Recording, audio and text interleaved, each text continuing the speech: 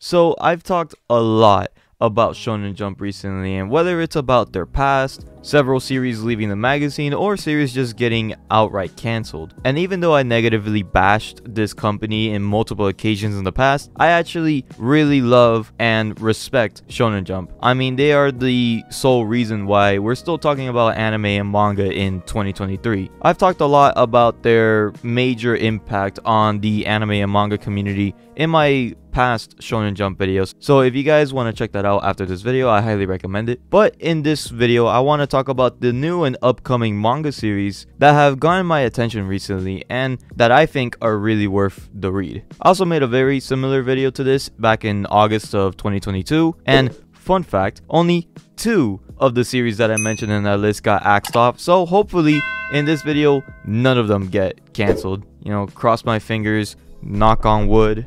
But if you guys think that I've missed a really cool series that you guys are reading, either in Shonen Jump or in just the manga realm in general, then go ahead and comment your favorite series out right now in the comments below. And without further ado, let's just get on with the list.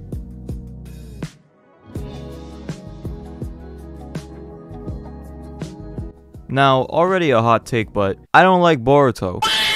In 2015, Kishimoto, the creator of Naruto, was approached by Shonen Jump to make a sequel to Naruto Shippuden. He declined and instead offered the role to his 2 former assistants. The Boruto manga came out in 2016 and would release a chapter a month, and it was alright. Then the anime came out around 2017 and it was really bad. But fans were still hyped up for the eventual time skip that was shown in the first chapter. Now, 7 years later, we finally have that Boruto Shippuden storyline called Boruto 2 Blue Vortex. At the end of Boruto, Ida has created a new reality where Kawaki and Boruto have traded places. The village believes that Boruto had killed Naruto, except for Sarada and Sasuke. Now an outlaw, Boruto leaves the village and trains with Sasuke to defeat Kawaki. 3 years later, Boruto returns to defeat Code and eventually save his parents from Kawaki. Now, I wasn't a big fan of the original Boruto manga, but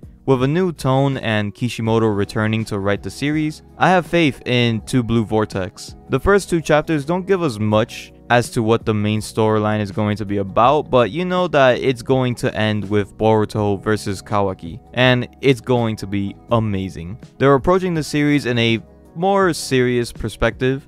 You can tell that with just the new designs of the characters and the fact that they got rid of the comedy tag attached to the series. But overall, I just hope it's not as big of a disappointment as the Boruto anime.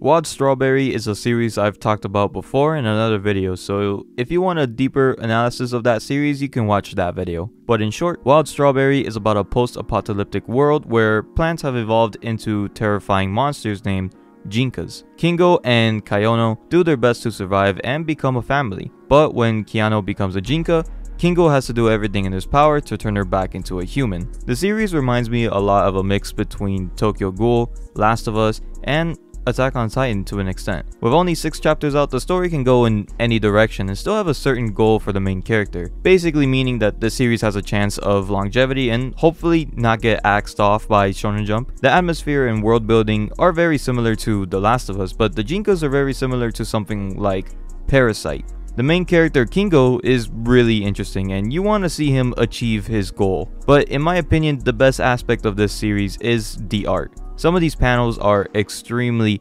detailed and colored beautifully for just a bi-weekly series. Everything to the design of the characters, Jinkas, and even the buildings are all wonderfully decorated and look amazing. It's worth the read, and if you enjoy any of these series, then I suggest you guys pick it up and try it out.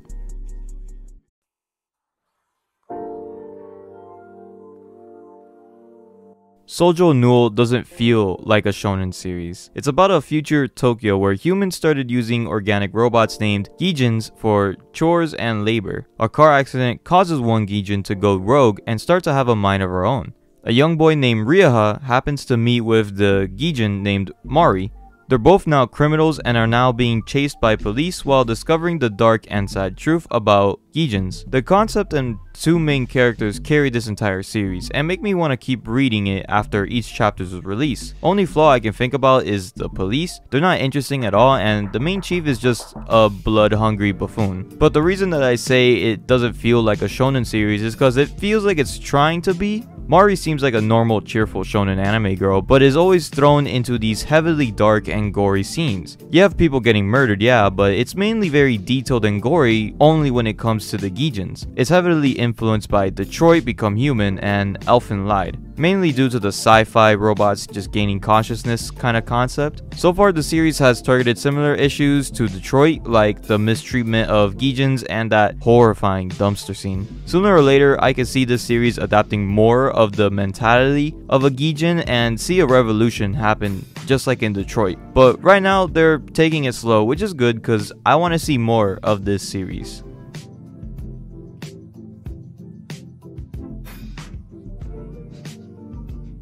The only romance slash slice of life series on the list, Beat in Motion, is a series I never thought Shonen Jump would drop. In June of 2021, a contest called Million Tag was launched by Shonen Jump Plus. Manga artists and editors get to compete for a prize of 5 million yen and a chance for their series to get serialized by Shonen Jump and an anime adaptation from Netflix themselves. Beat in Motion won the contest, and I can see why. It's about Tatsuhiko, a young boy who loves to draw and wants to work in animation. But when he was bullied because of his art, he swears to never draw again. Desperate to find something to fill the void, he tried to make music, but eventually would quit as well. One night, he goes out drinking with a couple of friends, and his sob story gets the attention of a drunk woman who belittles him to change its attitude towards life. So, he gives animation another chance, and his favorite artist, Nico, requests a collaboration on her next music video. Nico turns out to be the drunk woman who belittled him in the bar.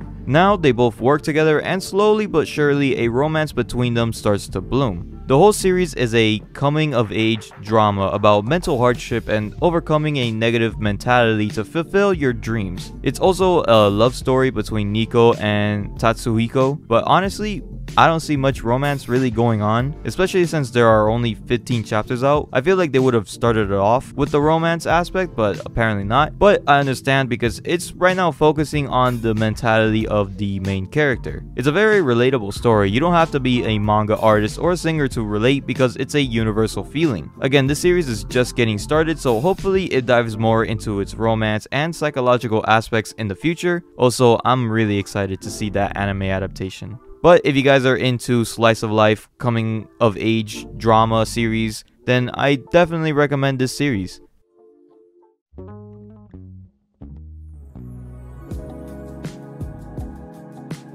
Now, while I mentioned that Shoujo Noul doesn't feel like a shonen series, Mama Yu Yu is the most shonen series on this list. I mentioned this series in my last video due to the cancellation of Tamaku Cinema, The Retry, and Fabricant 100. But in return, we got this series with 2 chapters currently out. Mama Yu Yu is about a world where demons and humans live in peace after centuries of war and bloodshed. In this peaceful world, the hero of this generation, Corleo, has been approached by a hero and demon lord from another world. Now, Corleo has to learn to be a hero and deal with the chaos from the other worlds. Mama Yu Yu reminds me of every shonen series ever, mainly Dragon Ball, JJK, and a little bit of Chainsaw Man. Which is funny because Fujimoto is telling the world to read this series. It's very creative when it comes to its paneling and art style. The Demon Lord's designs remind me of a mix of a Jujutsu Kaisen and Chainsaw Man Devil. The story itself is also really creative with a little sense of like an RPG game, where Corleo is starting at level 1 and is slowly leveling up with each demon from different worlds going in and challenging him.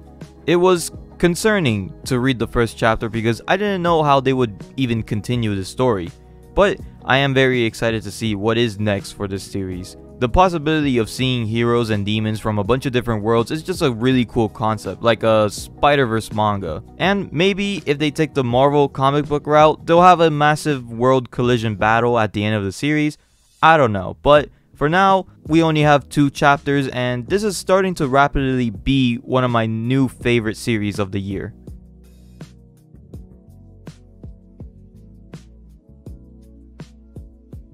Kagurabachi is probably the most popular series of the entire year, and the best part about it is that it became super popular without even releasing a chapter. Twitter and TikTok got a leak of the new Shonen Jump issue number 43. The cover revealed a new edgy MC that a ton of people were really interested in. People were making memes upon memes of the MC being the greatest of all time, beating people like Itadori and Gear 5. And when they saw the fight panels being all bloody and gritty, fans got really hyped for the release of its first chapter. Well, it's out and I believe it's worth the hype. The series is about the greatest MC of all time, Chihiro, spending his days training under his swordsmith father. But after tragedy strikes, Chihiro is out for blood and revenge. The art and paneling are really good. The sword fight scenes are amazingly drawn. The character design of the MC is also really badass. But the greatest thing about this series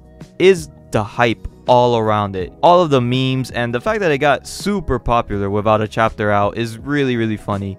It's also really great to see the author himself respond to the huge reception of the series overseas. I was just afraid that the massive hype would ruin the series, but honestly, I believe it still holds up. The only flaw I could say about this series is that I didn't think the supernatural aspect was really necessary, and sometimes Chihirio's dialogue could be kinda cringy and just sound like edgy one-liners. But when the hype dies down, I really hope that this series can still stand on its 2 feet and hopefully carry this entire company to the next generation of Shonen Jump. Maybe even become a big 3 in the future. And that's it. I hope you guys enjoyed this video. Hopefully you guys check out some of the series that I've mentioned. Did I miss any of some of your favorite new and upcoming manga series out right now? And if so, go ahead in the comments and list off some of your favorites. And with that being said, I'll be seeing you guys in the next video.